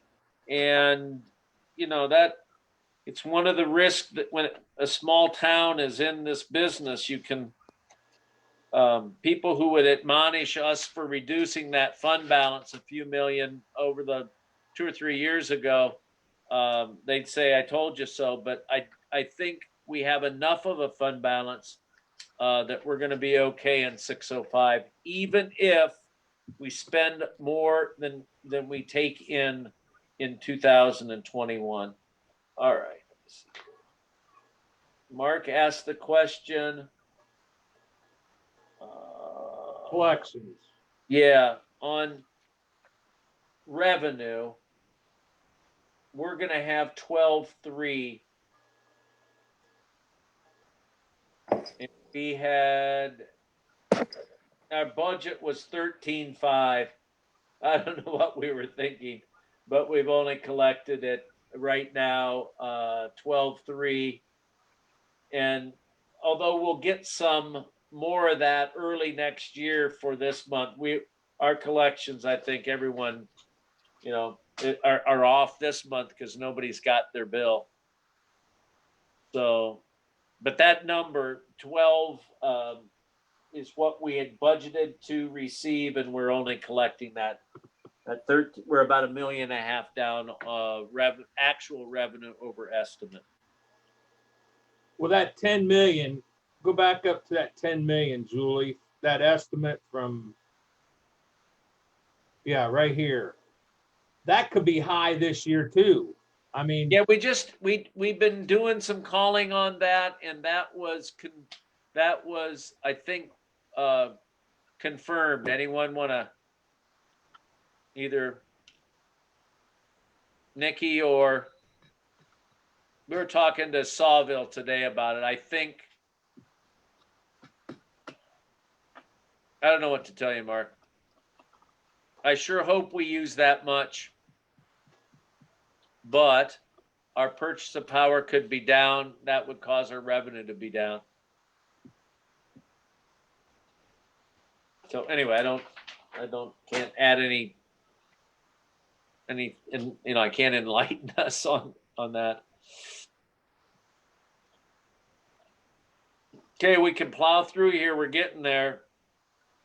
I think there's going to be a need for some people to think through this. I really understand that. And let's do the, airport. Nikki, if you got anything about that. No, it's kind of a carbon copy of what we've done in the past. Again, reflecting the kind of a big jump down in, I don't know if it's down in land and improvements, I think, for the Yeah, two there it is. projects this year. And then actually that $5,000 for furniture and equipment's will come off. We won't be making that purchase. But yeah, and we let $10,000 in there for other improvements above and beyond, because there will inevitably be some repairs out there. One of the doors or something will need fixed, but we really kept it pretty bare bones. The fuel number is, I think, right at around what we projected for this year, because that really has picked up very significantly since we put that new machine and the card reader in.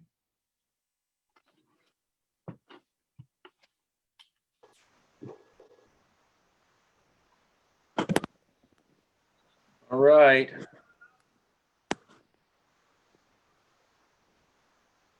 Ready to move on to storm? Yeah.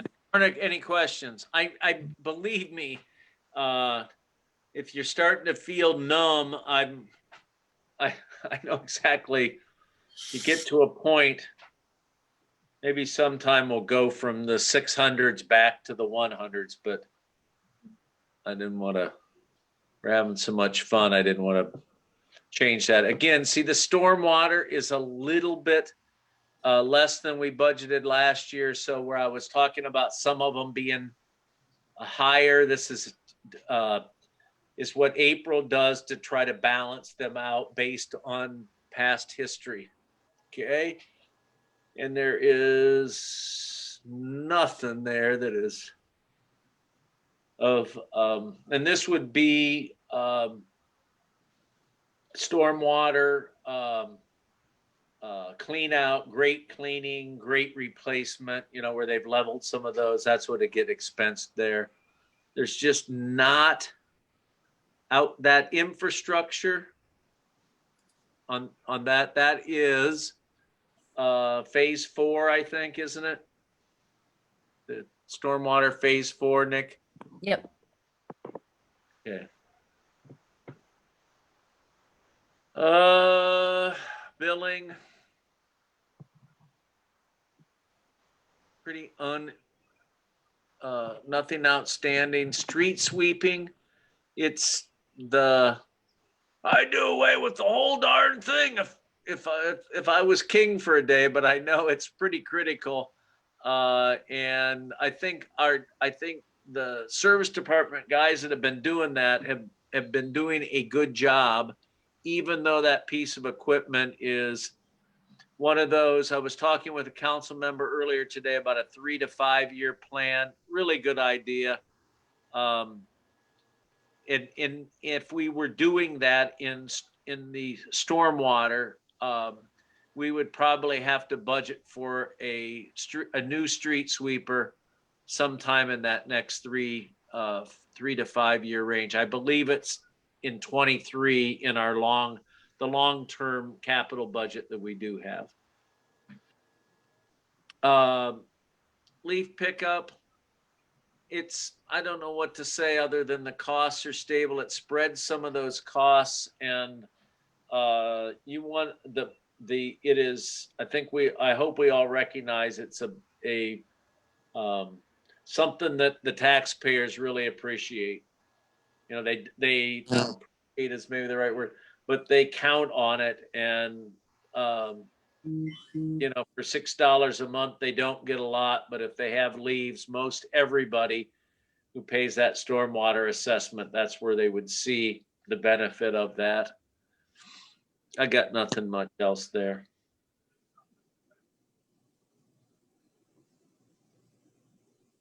Anything else on that?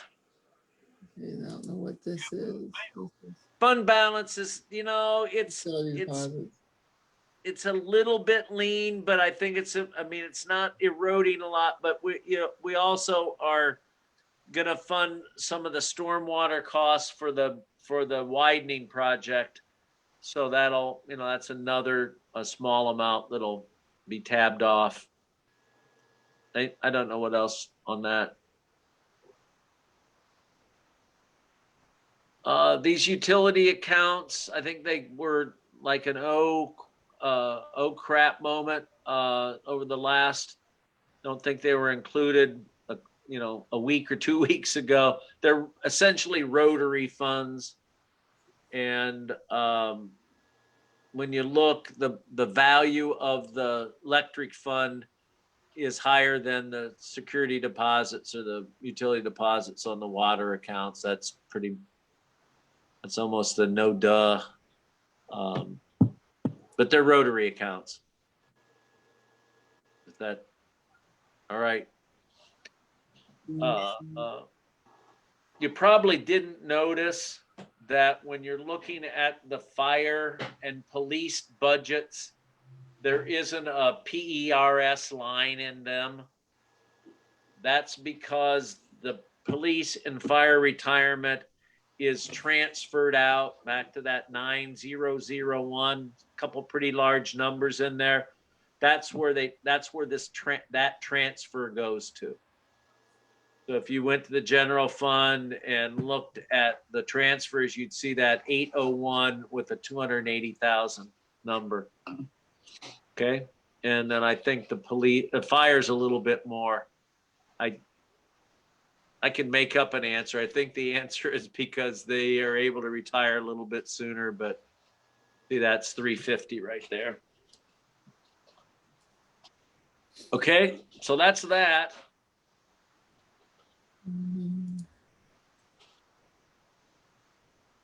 And that's that.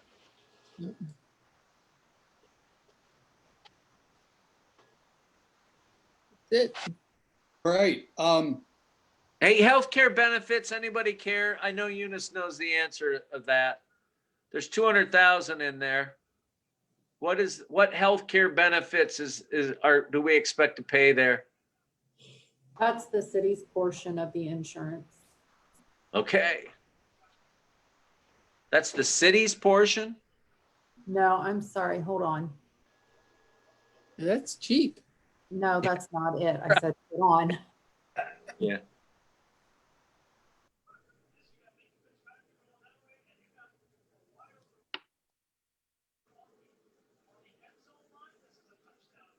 Yeah, check that. I I'm don't know. pulling the audit trail on that, Mayor. Hold on just a second. My computer's being slow with the connection. It's been Okay, work. well, she's looking, Tom. I just have a comment. Yes. Okay, through the whole budget, we've cut 500,000 out of the water fund. That brings the expenses down from 5.8 to 5.3 over the revenue. No, I think what we think, and what Nikki was explaining is it's about $400,000. If we spend everything we appropriate, it would be 400,000, not the 1.5 million it was before the weekend. Right. That's what I'm saying. I took that before, the paper I had before was 5.8. Yeah. Expenses over revenue. Now we're down to 5.3.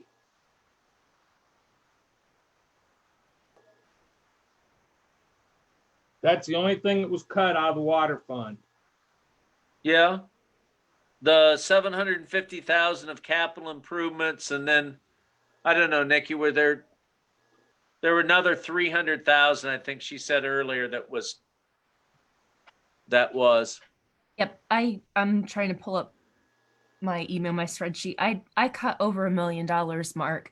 So the changes are here on my side. Right, I understand that, but that still leaves in water $500,000 over expense over revenue. Do you follow what I'm saying? Yeah, You cut $1 million. It was $1.5 million. Yes. Yeah, it's more like 400,000, but yeah, the point overall is true. Even with the increase in rates, we're going to erode the fund balance. And so I said it's been an hour or so ago. I don't think we're going to come back to council and look at a way to tackle. I think Tammy had mentioned earlier. I had a conversation about worrying about things at Railroad Street. We need to stop deferring maintenance. So I think we'll see some of that capital that was cut come back, but it won't come back without a plan to pay for those expenses. And that's all I don't want to get into shortcutting how we would finance or how we would fund that, but I think the deficit's more like 400,000, but if it's closer to 5, then yeah, it's probably the worst part in the budget. I hate to say I don't think we raised rates enough maybe on water, but anyway. 902 is the employee fund of insurance. More money goes in with each payroll and comes back out, just to clarify that. Okay, so that is if when their pay is deducted, that's where that money goes, and then it's used bundled with our money and goes to pay the bill. I'm not sure how it hits in there. I'd have to ask April because I don't have anything on the revenue side for it. So I don't know if that was missed, but I'll need to ask April about that because that's one thing that throwing me. All right, well, pretty damn near encyclopedic, though, I'd have to say. We'll track that one down. Okay.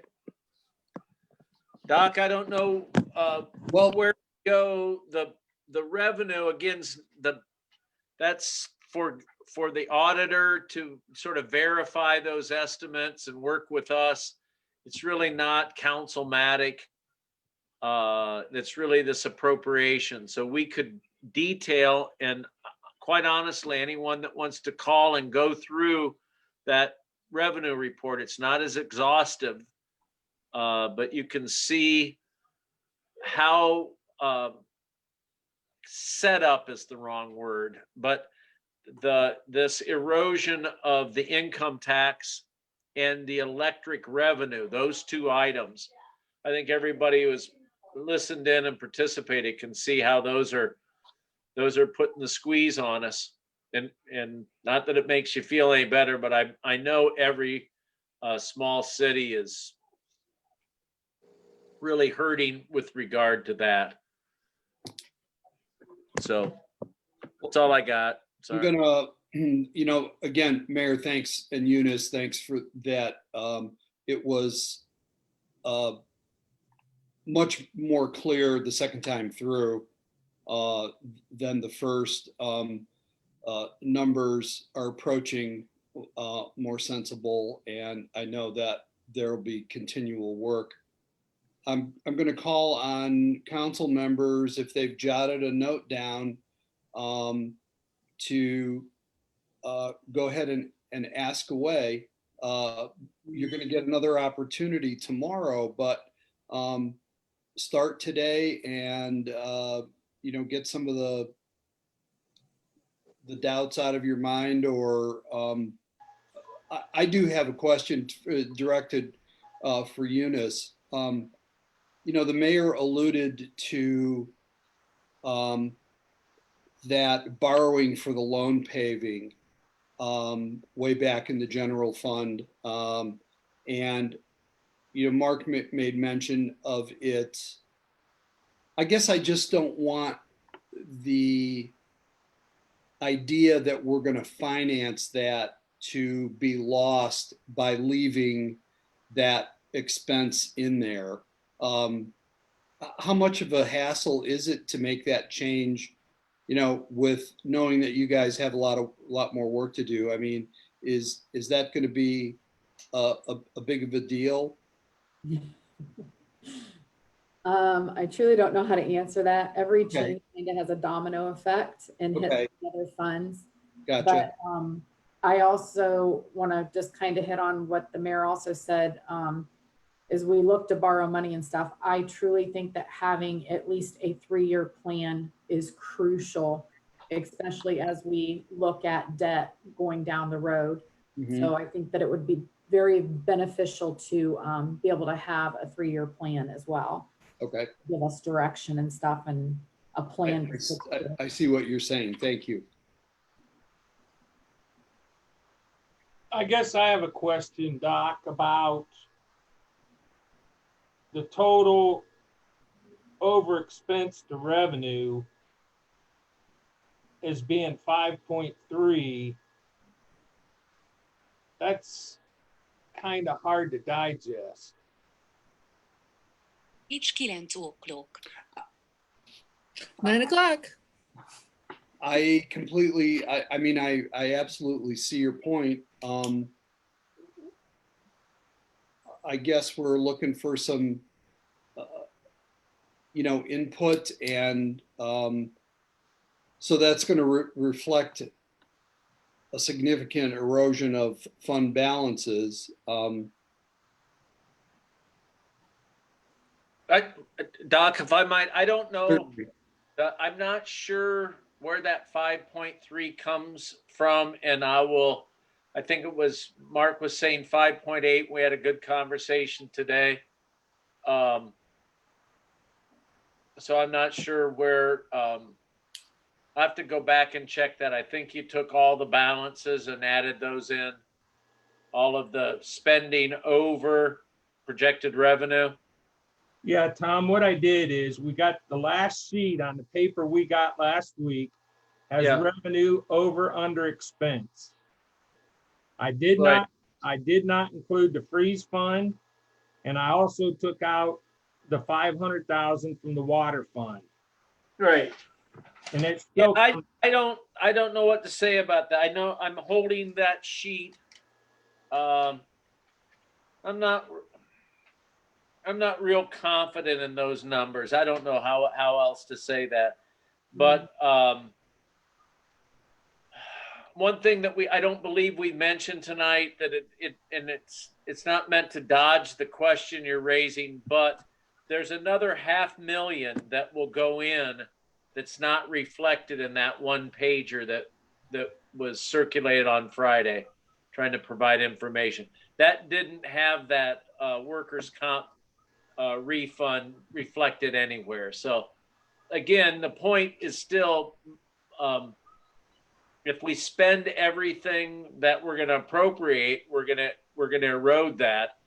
There's another 500,000 that will be there for revenue in the general fund. I think the utility funds are still what we need to focus on the most as far as the erosion in those balances. Again,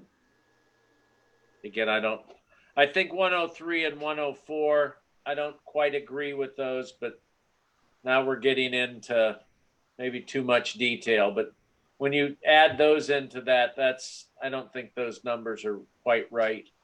You see that, you know where I'm talking about? yeah, I see that. I just, if you don't have confidence in it, how can we have confidence in it to vote on this budget? Well, See, that's what I'm trying to. Well, I'm saying I don't want to get into a discussion about the I'm not here to grade that one page, but if we were going to have a debate, I would ask some questions about that. I think I think the erosion of the balances, I think are the maximum amount. And I will own part of that. I don't know if I haven't had a lot of discussion with the mayor, but definitely not today or anything, but I am in the process of trying to get caught up on the bills. That's going to affect a lot of the balances. So until I get to the point where I've done checks so that I know exactly what the cash balance carryover is, we have a lot of money that's transferring between our own accounts. Until we get that done, there's going to be some unknowns. I'm not happy with that page either. And I totally respect what you're saying, Mark, of how do you expect us to trust that when, I'm sitting there saying too, like the mayor, that we're not sure of that, but it's just the position that we're in, and I'm working to get that caught up. So hopefully by tomorrow night, I might have better numbers, but I don't want to make a promise that I can't keep and back myself into a corner.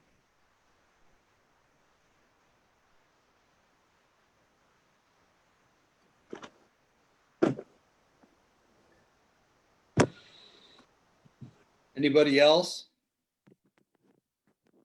Well, Yes, Ms. Earlston. yeah, I mean, this is a unique situation we're finding all of ourselves in with everything that happened with Brian and everything. And I think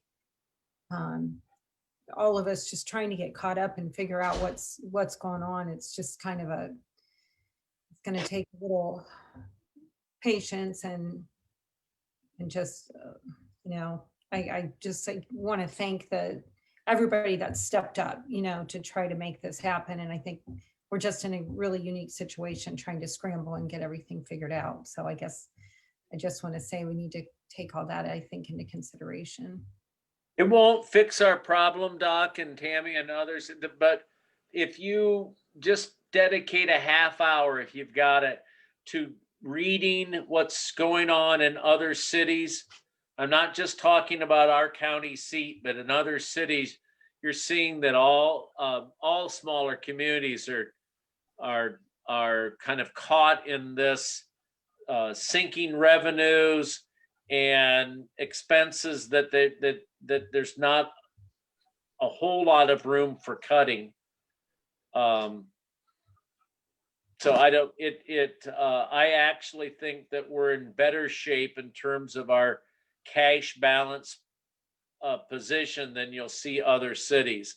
I don't like the idea that in a worst case, we could erode, up to $5 million. I think that is worst case, but it doesn't, if everybody's drowning, if we're not drowning yet, that probably is not much consolation. But I think I think we're going to have to make a decision to go ahead and vote for a budget at some time over the next week or so. I think the alternative would be to pass a temporary appropriation. That is if you like Eunice probably fell off her chair with that proposition. You're going to see that all over the place, and where a city is not going to be able to pass a budget in December.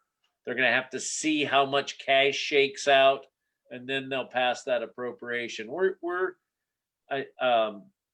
We're in better shape than that. So I know we got some confidence to build with council, but it's what I'm trying to say, Doc, is I think we're in better shape than you'll see if you check around with other cities that we're all in the same boat. So Certainly. Well, I don't think that moving this ordinance out of council or this committee is appropriate, but we don't have any, as Mrs. Bell talked about, if we're not going to have any motions tomorrow, we'll see some more changes. So tomorrow's regular council meetings is going to be another focus on, I don't know whether it's going to be in other business or if it's going to be adding this ordinance onto the agenda by vote. Julie, how would we handle Yes, what we would do, since it will not, basically you will have not voted it out of committee. Correct. So whatever the attachment looks like, so if it is adjusted from whatever came out of tonight, if it is adjusted, however you vote that onto committee is how it is. So you wouldn't, if all these changes that, and it was the perfect document after tonight, and it's attached to the ordinance, and that ordinance is voted onto the agenda, then that's how it would be. You would not have to, I motion to make this change, make that change, or whatever. So. However, if it's voted onto the agenda and then changes need to be made, then motions. Right. Yeah. So if you get the majority of, or at least a minority of what went through, that they've discussed that Eunice hasn't had, the opportunity to do yet, if those appear on the attachment for tomorrow, Yes. then then that would be the document as it is voted onto the agenda. Correct, Thomas? Okay, I got a thumbs up. Yes, that's exactly right. Whatever you vote on the agenda tomorrow is going to be your operating document. Okay. So anything, if you don't pass the budget tomorrow, anything subsequent to that is going to be referring to the thing you vote on the agenda tomorrow. Right. That would be our baseline, whatever we Yep. vote onto the agenda tomorrow. Absolutely. So would this document be included in an updated email from you?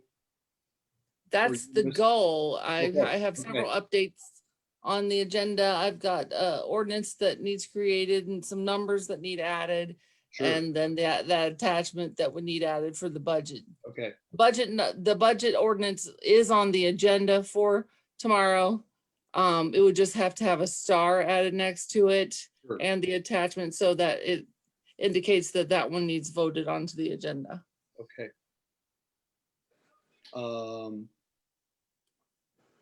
May I have a motion for adjournment? I'll make that motion to adjourn. Mr. Triplett makes the motion. Okay. I'm sorry, Mr. Bodkin seconds. All in favor? Aye. Okay, committee meeting is adjourned, and we'll see you again all tomorrow. Thank you so much. Thank you, Good night, Doc. everyone. Thank Thank you. Good night. Thank you, everyone. Thanks, Julie. Bye-bye.